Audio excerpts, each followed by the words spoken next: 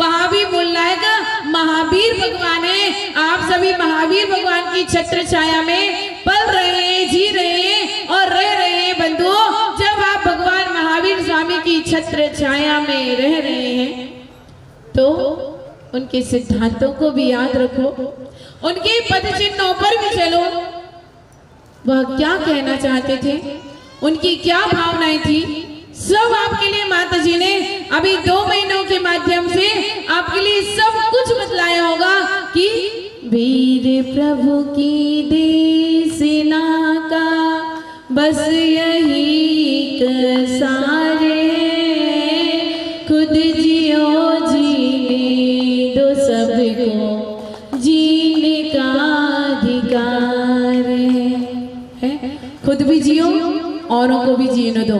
लेकिन वास्तविकता में आपने जो लास्ट की 2 लाइनें 2 वाक्य सुने कि खुद जियो जीने दो सबको जीने का अधिकार है, तो आप सोच रहे होंगे यह बात किसके लिए बोली?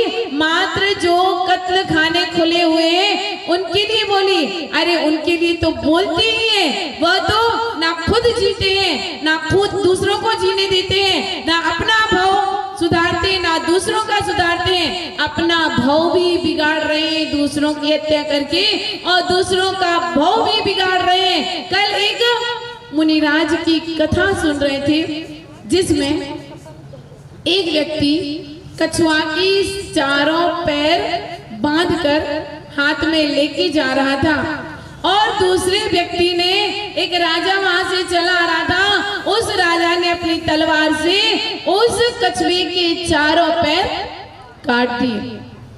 वह कछुआ आर्त रौद्र ध्यान से मरा और मर के कुदेव हुआ। और जो मुनिराज थे, जो राजा था, वह अपने समय काल पर वैराग्य को प्राप्त हुआ। उसने जब बादलों के टुकड़े को बिखरते हुए देखा तो वह वैराग्य को प्राप्त हुआ, और जब उसने दीक्षा ली तो वही कथानक बहुत सही से याद नहीं है, कल ही पढ़ा था कि वह व्यंतर बन के या फिर वह भील बन के उसी जंगल में जहां पर मुनिराज तपस्या कर रहे थे, उसने मुनिराज के हाथ पैर काट दिए। मुनिराज के हाथ पैर काट दिए। अब क्या हुआ?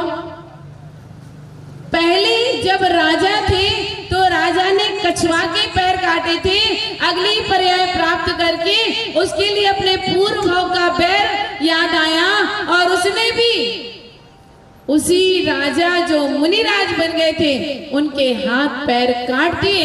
लेकिन जब मुनि बन गए थे तो मुनिराज ने अपनी चारों प्रकार की आराधनाओं को ध्याते हुए, सम्यक दर्शन ज्ञान चारित्र तप चारों प्रकार की आराधनाओं को ध्याते हुए और इतनी अधिक गहराई में डूब गए कि शरीर का बिल्कुल भी ख्याल नहीं रहा, और आगे चलकर शुक्ल ध्यान के माध्यम से समाधि मरण करके शुक्ल ध्यान के माध्यम से केवल ज्ञान को प्राप्त करके मोक्ष को प्राप्त किया। बंधुओं, कहने का मतलब ये है कि यदि किसी जीव की टांगों को काटा है तो वह जीव ने भी अपना बदला लिया, जीव ने अपना बदला लिया।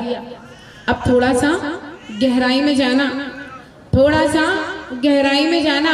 असुर कुमार जाति के देव दूसरों को लड़ाने वाले होते हैं, है ना, कुअवधि ज्ञान का उपयोग करने वाले होते हैं, करवाने वाले होते हैं, और नारियों को आपस में लड़ाने का काम करते हैं, जिसके लिए अपनी माँ से बहुत ज्यादा मोह होता है, जिसको अपनी माँ से बहुत ज्यादा मोह होता है, या जिसको अपने बच्चों से जो बहुत ज्यादा मोह होता है। सुकुमार की माँ को अपने बच्चे से बहुत ज्यादा मोह था, और सुकौशल ने अपनी भाभी के लिए जिस पैर से मारा था, सुकुमार ने अपनी भाभी को पूर्व पर्याय में जिस पैर से मारा था, उस ने सियालनी के जब भाव में आई तो सुकुमाल का वही पैर से खाना भक्षण करना प्रारंभ किया था।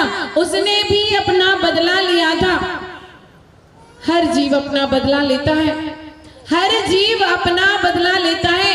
आप चाहे बच्चों को बहुत ज्यादा लाड़ प्यार करें, बहुत अच्छे से रखें, उनके लिए खूब धन दौलत कमा के रख दें, सब कुछ दे के रख दें, थोड़ी सी कमी रह जाएगी तो वह आपके लिए बदनाम करके रख देगा।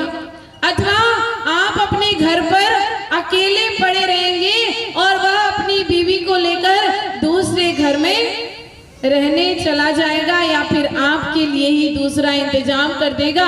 हम सारी जिंदगी जिसके लिए जीते हैं, जिसके लिए करते हैं, कोई कभी काम में आया नहीं है। ध्यान रखना, अपने परिणामों को प्रति समय संभाल के रखना, किसी से अति मोह नहीं करना, किसी से अति द्वेष भी नहीं करना।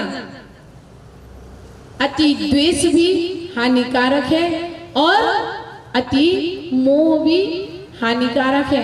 राग और द्वेष ये दोनों ऐसी पायरी हैं जो व्यक्तियों को संसार समुद्र में डुबा देती है। बंधुओं, आपके यहाँ ऐसी त्याग, तपस्या और साधना की मूर्ति युगल आरिका संघ विराजमान है। आपको थोड़ी शिक्षा लेना चाहिए, आपको थोड़ा सा विचार करना चाहिए कि इन्होंने अपना सारा जीवन संयम के लिए क्यों दे दिया। जिंदगी कितनी है, आपके पास जिंदगी कितनी है, आपका पल का भरोसा नहीं है, क्षण का भरोसा नहीं है। आप लोग बस भजनों में गाते हो और गा के छोड़ देते हो।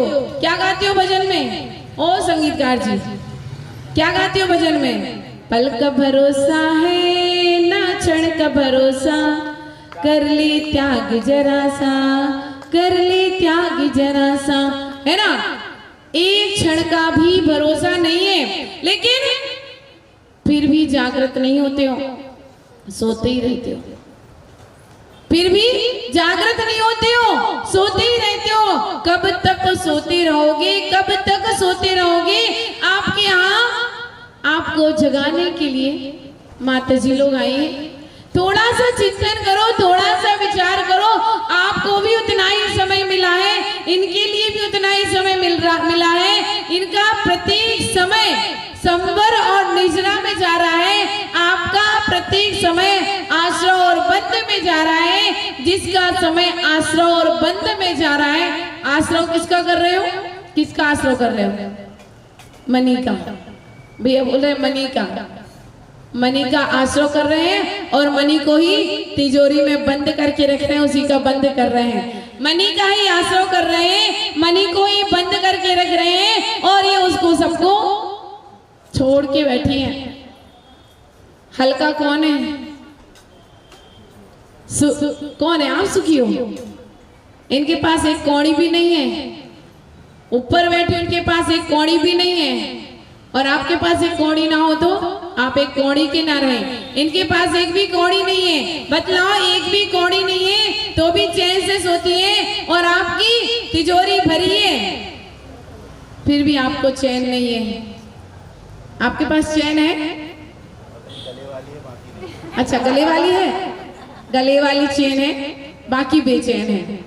गले में चैन पहने हैं, बाकी बेचैन है। ध्यान रखना, कब तक बेचैन रहोगे? जब तक बेचैन रहोगे, जब तक कि आप बेचैन नहीं हो जाते। जब तक आप बेचैन रहोगे, जब तक आप बेचैन यानी बिना चैन के नहीं हो जाते। जिस दिन आपने चैन का त्याग कर दिया, जिस दिन आप बेचैन हो गए, वास्तव में उसी दिन आप चैन में हो जाओगे। उसी समय आप चैन में हो जाओगे। जो आपके सामने अरिहंत की प्रतिमा विराजमान है, इनके स्वरूप को निहारना, इनके स्वरूप को निहारना, इतनी गहराई से निहारना, इतनी गहराई से निहारना। ये बेचैन है, ये बिना चैन के हैं, ये इतने चैन में, इतने चैन में, इतने चैन में, इतने सुखी है, इतने सुखी है, इतने सुखी है, अनंत सुखी है। कितने सुखी है? आप हो सकते हैं कि नहीं? सकते हैं माता जी, लेकिन है नहीं। हो तो सकते हैं ना, इसी भाव में कि अगले भाव में? माता जी प्रयास करेंगे, भाव तो पता नहीं कब हो पाए।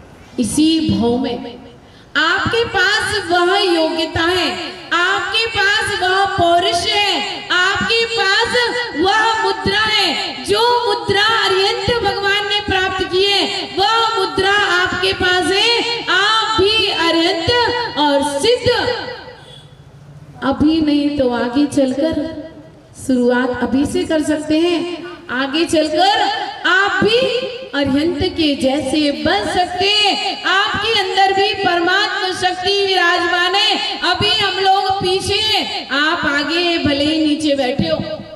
अभी हम लोग पीछे, अभी हम लोग जब आराधनाओं को करेंगे, समाधि पूर्वक मरण करेंगे, देव गति को प्राप्त करेंगे, उसके बाद कहीं जाकर हमें पुरुष पर्याय की प्राप्ति होगी। आप लोग बहुत आगे बढ़ चुके हो। आप चाहो तो आपकी गिनती अभी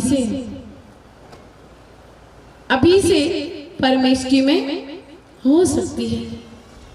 अभी से आप आचार्य, उपाध्याय और साधु के भेष को धारण कर सकते हैं। बंधुओं, सोचिए, विचार कीजिए, आप में कितनी शक्ति है, आपके अंदर कितनी योग्यता है। आपके अंदर जो परमात्मा शक्ति विराजमान है, वह बहुत कुछ मैल से दूर हो चुकी है। कुछ मैल को हटाना है। कितनी सारी पायरियों को आप पार करके आ गए, नरकों को छोड़ के आ गए, कुदेवों को छोड़ के आ गए, देवगति को भी छोड़ के आ गए, मनुष्य पर्याय प्राप्त कर लिए। अब मनुष्य पर्याय प्राप्त करके भी आपने उच्च कुल को प्राप्त कर लिया है, देवसास गुरु का सानिध्य प्राप्त कर लिया है, माताजियों की देशना के माध्यम से आपने सम्यक्त्व को भी प्राप्त कर लिया है। अब क्या बचा? बस कपड़े ही तो उतरना है। क्या बचा? अब बचा क्या? बस कपड़े ही तो उतरना है, बस विकार ही तो उतरना है। अंदर के विकारों को मांगने के लिए आज हम आए हैं। क्षमा वाणी पर्व का समय चल रहा है। आपके सारे विकार उतार के जिनेंद्र प्रभु के चरणों में रख दीजिए। संत साधु आपसे धन और दौलत नहीं मांगते। संत साधु आपसे उत्तम भोजन नहीं चाहते। संत साधु आपसे और कुछ नहीं चाहते कि आप उनका बहुत सम्मान करो, बहुत सत्कार करो। एकमात्र दूसरे धर्मों में क्या कहते हैं? हलवा पूड़ी चढ़ाओ, लाल चुनरी उड़ाओ, और पता नहीं क्या क्या बोलते हैं प्रसन्न करने के लिए। हमारे बेतरागी भगवान, हमारे देवशास्त्र क्या मांगते हैं आपसे? आपके विकारी भाव, आपके विकारी भाव यहाँ दे दीजिए, और कुछ नहीं चाहिए। यदि आपने अंदर के विकारी भाव यहाँ पर आके चढ़ा दिए तो सब कुछ चढ़ा दिया और आपके विकारी भाव चले गए। आप में से कोई किसी को भी यदि चतुर्मास के रहते वैराग्य की प्राप्ति हो गई तो यह सोचेंगी कि मुझे वह सब कुछ मिल गया, वह सब कुछ मिल गया जो मैं चाहती थी, और कोई धन दौलत नहीं चाहिए। आपके मात्र विकारी भावों का विसर्जन और उत्तम भावों का सर्जन, इतना लेने के लिए संत साधु आए हैं। बंधुओं, आज माताजी ने बहुत बड़ी त्याग और तपस्या साधना करके ये समझिए कि सफलता प्राप्त की है, अपनी परीक्षा में उत्तीर्ण हुई है। स्वास्थ्य खराब होने के बाद भी वह अपनी साधना से डिगी नहीं है। अब ध्यान रखना, माताजी ने अपनी साधना पूर्ण की। अब आप लोगों को भी आज कोई ना कोई ऐसा नियम माताजी से लेना है कि माताजी हम आपको और क्या उपहार दें।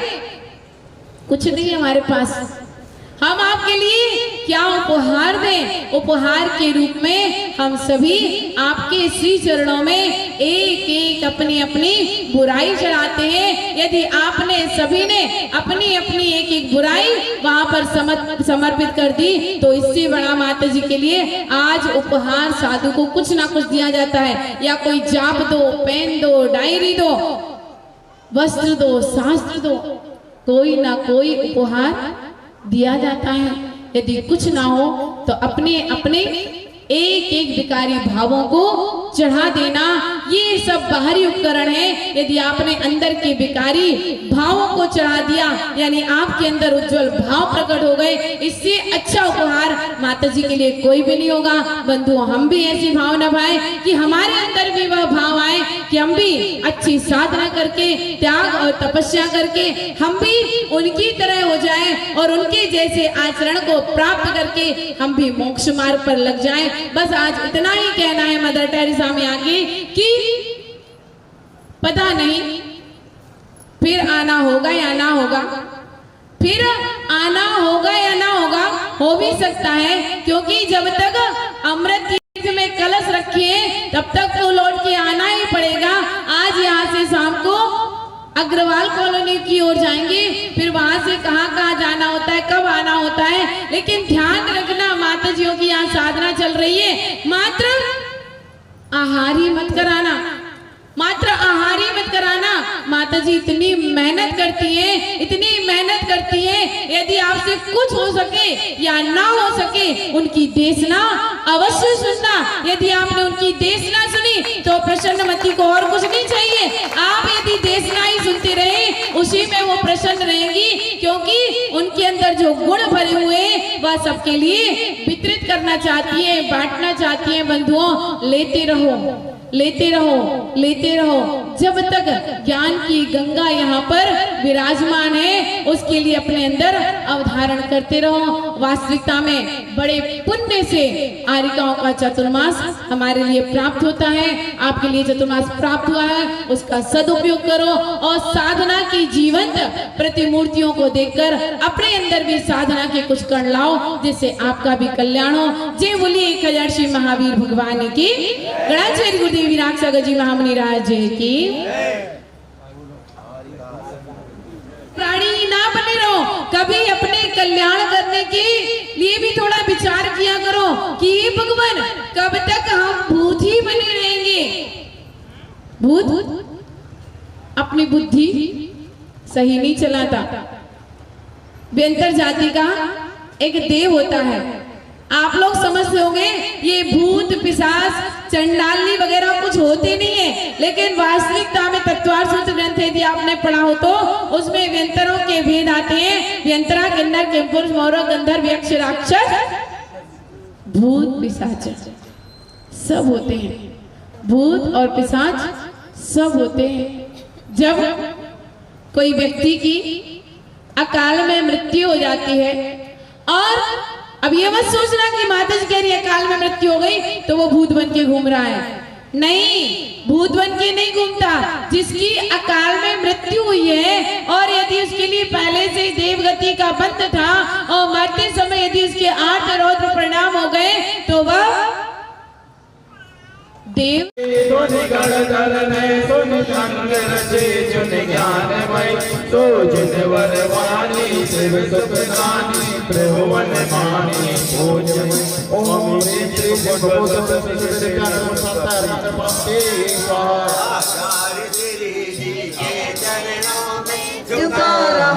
अपना माता जिनके जीवन की हर जरिया पड़े स्वयं ही नरदा। जय नागम कावड़ सुधा कलश जो बिचराते, गले गले जिनके दर्शन को पाकर के दिल की मुरझाई रहकर पाओ की निर्मल सरता में अवगाहन करने आया। मेरा सारा दुख दर्द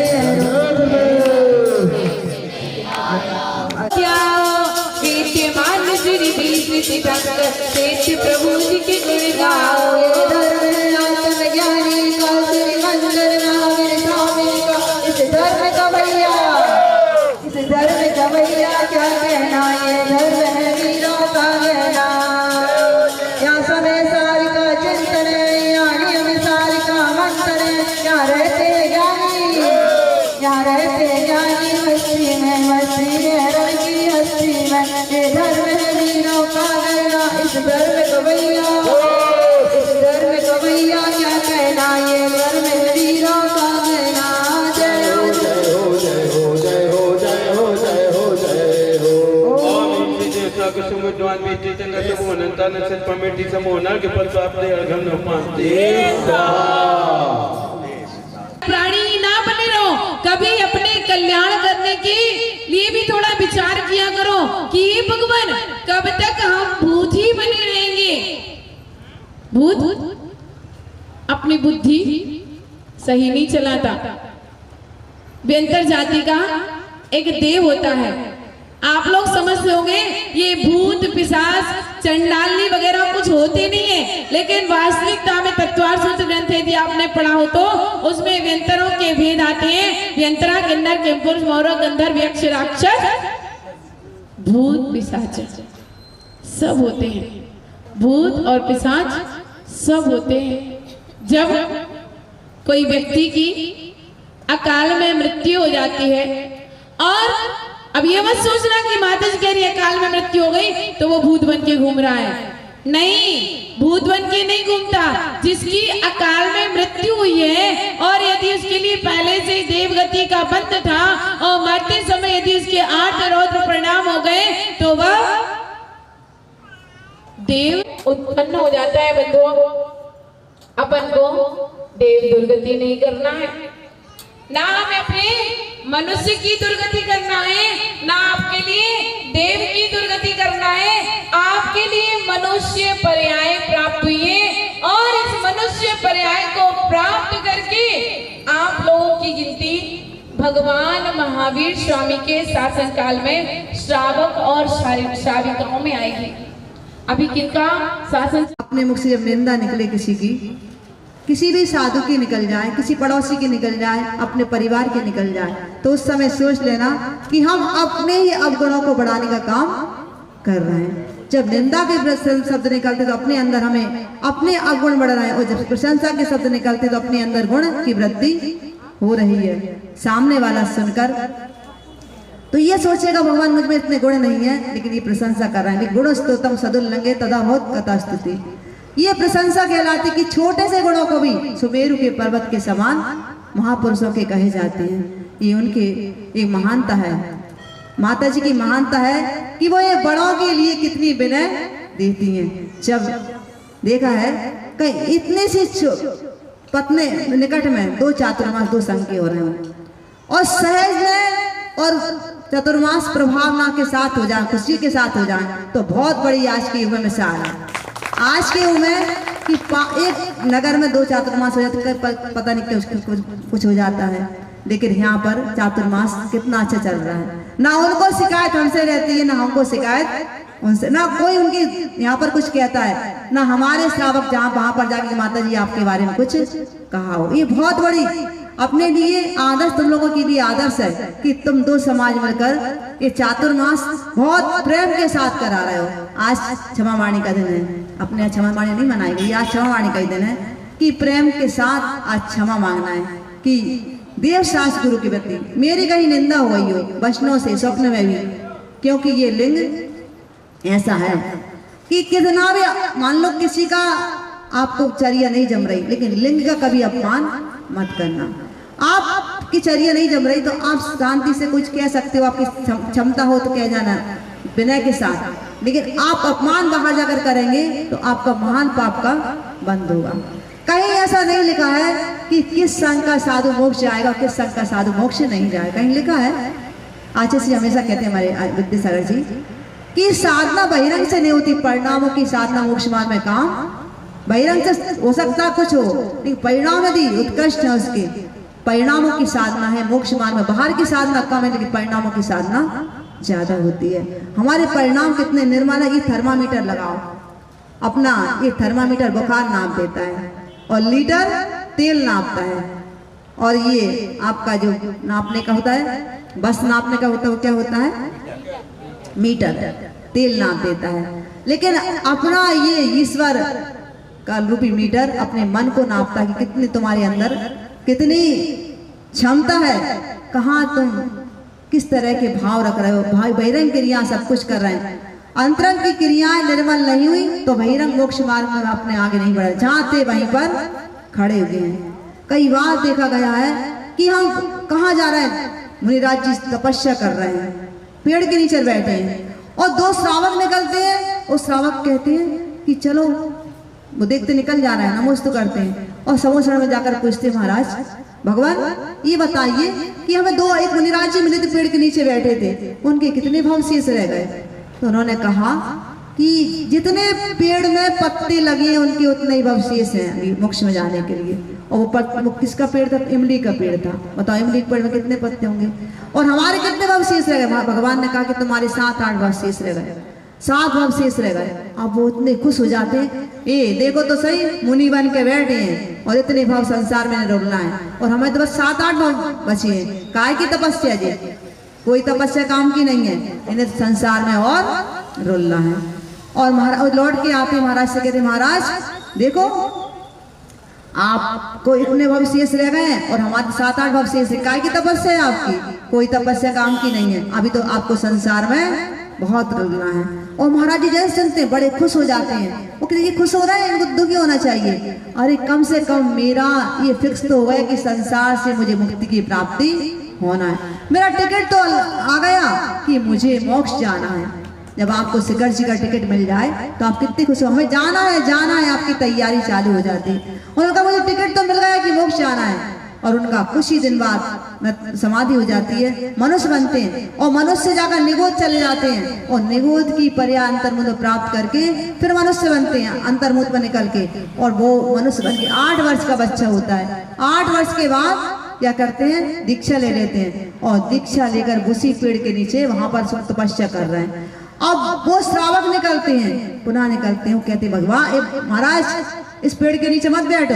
एक महाराज जी थे, उस पेड़ के नीचे बैठे थे और हम जब उनके पास समोसरण में गए थे, हमने भगवान से पूछा था कि इसके कितने भाव शेष रह गए, तो इमली के पत्ते के बराबर बताए थे। आप इस पेड़ के नीचे बैठे होगे तो हो सकता है आपके बारे में ऐसा बता दें, आपको इसके पेड़ के नीचे नहीं बैठ, हंसी उड़ा रहा है, मतलब वो हंसी टाइप की उड़ा रहा है मुनियों की। और भगवान के समोसरण फिर पहुंचते हैं और कहते भगवान बताओ, उस बार तो मैंने पूछ लिया था, अब बताओ कि वो महाराज जी एक बैठे हैं उनके कितने भाव शेष रह गए? भगवान की वाणी में आता है कि तुम जिसकी हंसी उड़ा रहे हो वो अभी तुम लौट के जाओ, वो मोक्ष जाने केवल ज्ञान हो जाएगा। वो कहते हैं वही श्रावक अभी ये की भव शेष उनका पूरा नहीं हुआ है, उन्होंने इतने भव शेष पूरे कर लिए और आके लौट के आते हैं और केवल ज्ञान की प्राप्ति हो जाती है। सारे देवगण जय जयकार की ध्वनि कर रहे हैं और वहां पर उत्सव मना रहे हैं। कह रहे ये जय जयकार की ध्वनि कहां से आ रही है? और देखते हैं कि मुनि महाराज जी को केवल ज्ञान हो जाता। बताओ वो श्रावक बना बैठा है, जिसकी निंदा कर रहे थे, जिसकी हंसी उड़ा रहे थे, उन्होंने मोक्ष की प्राप्ति कर ली। किस समय किसके परिणाम निर्मल हो जाएं और कौन सी उनके आयु का बंद हो जाए और किस तरह अपना उद्धार कर लें और हम कहते ही रह जाएंगे। ऐसे अपने परिणाम को सुधारना है। कभी किसी की निंदा का भाव आए, कभी किसी के बातों का भाव आए, कहीं प्रसंग चल रहा हो तो हमको क्या होना चाहिए? मौन हो जाना चाहिए, उस रास्ते को छोड़ना चाहिए। जैसे कहते हैं तुमसे मेरे कर्म कटे, मुझसे तुम्हें क्या मिला? तुमसे मेरे कर्म कट जाएंगे पर मुझसे तुम्हें कुछ नहीं मिलने वाला। ये एकता का प्रतीक है। एक एक ईंट मिलकर आगार बन जाता है, एक एक बूंद मिलकर सागर बन जाता है, एक एक फूल मिलकर सुंदर हार बन जाता है, एक एक साधु मिलकर संग बन जाता है। ये बड़ी माता जी आ रही हैं और माता जी के बारे में आपको पता ही है कि उनकी साधना जैसे जैसे उनकी आयु बढ़ रही है वैसे उनकी साधना निर्मल वृद्धि को प्राप्त होती चली जा रही है।